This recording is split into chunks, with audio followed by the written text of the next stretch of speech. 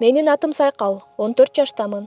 3 жыл мурун биз чоң жана жарык жаңы Батирге көчүп келдик. Ошондон баштап бул окуя башталды. Түндө мен уктап баратканда маңдайыма бир аял пайда болду. Анын көздөрү аябай коркунучтуу, анан жашыл болчу. Мен корктум. Кыймылдай албай калдым. Бир топ убакыттан кийин ал кетти.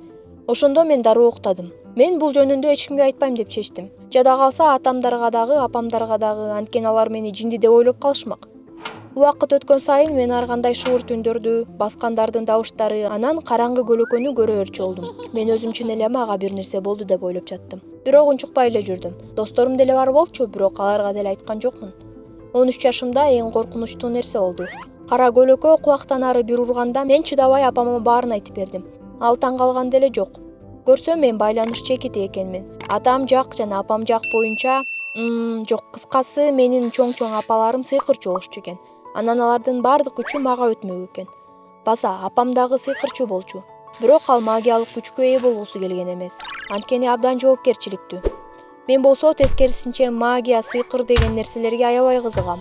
Апама айтсам ал аябай кубанды. Ошентип мени сыйкырчы кылуу боюнча ырым-жырымдар өтмөк болду. Чындыгында аябай коркунучтуу болду. Өзгөчө чоң апамды чакырышканда. Ал көрсө баягы түндө келип жүргөн жашыл көздүү аял экен. Ал менин оозумду ачты дагы бир нече жолу түкүрдү. Ошентип ал мага сыйкыр жөндөмдөрүн өткөрдү. Көрсө менде телекинез жөндөмдөрүм аябай өнүккөн экен. Мен оокаттарды жылдырып, темирди жабыштыра алган жөндөмүм бар экен. Биз сыйкырчу болсок дагы сыйкырды керектүү жана пайдалуу болгон учурда колдоно алабыз.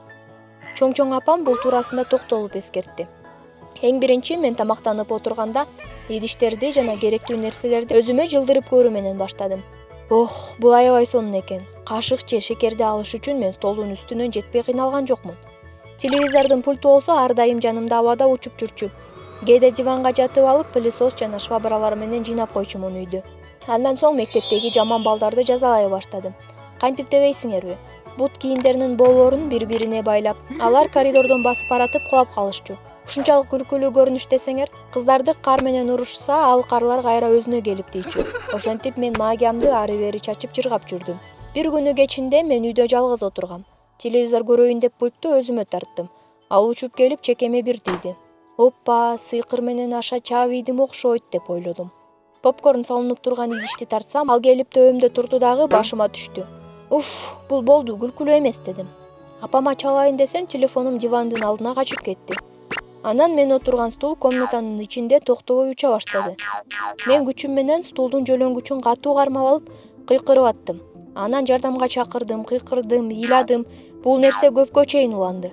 Анан мен кроватька учуп түштүм дагы, бирөө менин үстүмөн катуу баскандай болду. Көзүм чыгып кетейин деди. Анан чоң апамдын үнүн уктум. Шүмшүк десе, сага сыйкыр күчүн маанилүү нерселерге берген. Ар кайсы көңүл ачууга берген эмес. Мен сени куртка айлантып салам, акылыңа келбесең деп туруп тынчый түштү.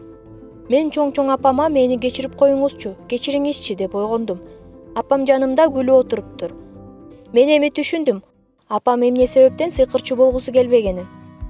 Мына ушундай окуя. Эгер кокустан сыйкырчу болгуңуз келсе, бул нерсеге олуттуу мамиле кылыңыздар. Каналга жазылгыла жана досторуңар менен бөлүшкүлө. Жаңы бөлүмдөрдү өткөрүп жибербеш үчүн коңгуроону басып койгула.